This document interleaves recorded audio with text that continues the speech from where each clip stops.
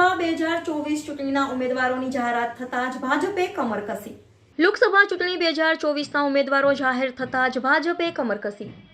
છોટાઉદેપુર લોકસભા બેઠકમાં નર્મદા જિલ્લાના 3 તાલુકાઓનો સમાવેશ થાય છે, જેમાં નર્મદા જિલ્લાના તિલકવાડા, નાંદોદ અને ગરુડેશ્વર એમ 3 તાલુકાઓ છોટાઉદેપુર લોકસભામાં આવે છે.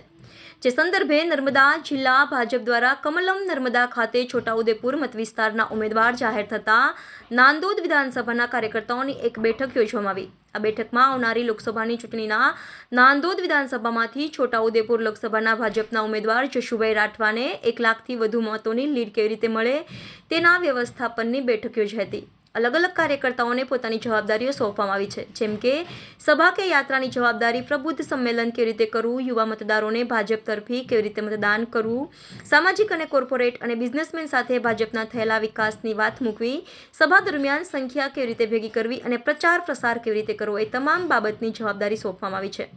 આ બેઠકમાં નાંદોદ વિધાનસભાના પ્રભારી બળવંતસિંહ ગોહિલ, સંયોજક અનિરુદ્ધસિંહ ગોહિલ, જિલ્લા ભાજપ પ્રમુખ ઘનશ્યામ પટેલ, સંગઠન પ્રભારી ધર્મેશ પંડ્યા અને ધારાસભ્ય ડોક્ટર દર્શનાબેન દેશમુખની ઉપસ્થિતિમાં બેઠક યોજાઈ હતી.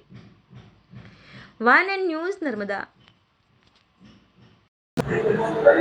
ખાસ લોકસભાની વ્યવસ્થાને લઈને બેઠક કેવી વ્યવસ્થાઓ સોંપણી કરવામાં આવી, લોકસભાની કેવી તૈયારીઓ કરવામાં આવી રહી છે. આગામી લોકસભાની ચૂંટણીને ધ્યાનમાં લઈને છોટાઉદેપુર મત વિભાગમાંથી આવતી અમારી નાંદોદ વિધાનસભા અને નાંદોદ વિધાનસભામાં 1 લાખ કરતાં વધારે મતો અમારા પ્લસ રહે એ પ્રકારનું આયોજન કરવા માટેની આ મિટિંગ હતી.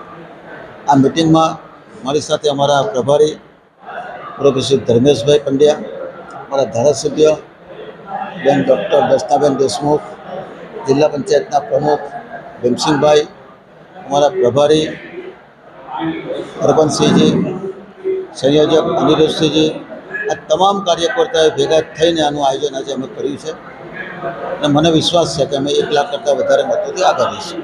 એના માટે જે કંઈ નાની મોટી જવાબદારી સોંપવાની તે બધાને સોંપી દીધી છે.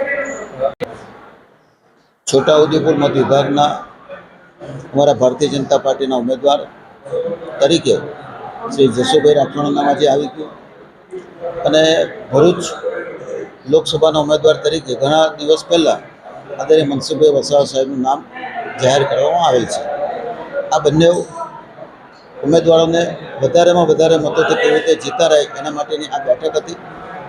સાથે સાથે આ ભારતીય જનતા પાર્ટી નર્મદા જિલ્લાનું કમલમ અમારું કાર્યાલય, અમારું હેડક્વાર્ટર, અમારું ઘર આજે અહીં બની ગયું છે.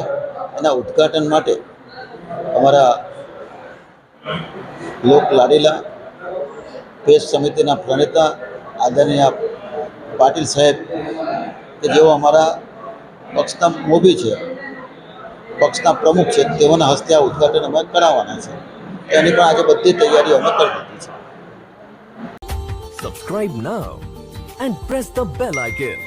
Never miss an update.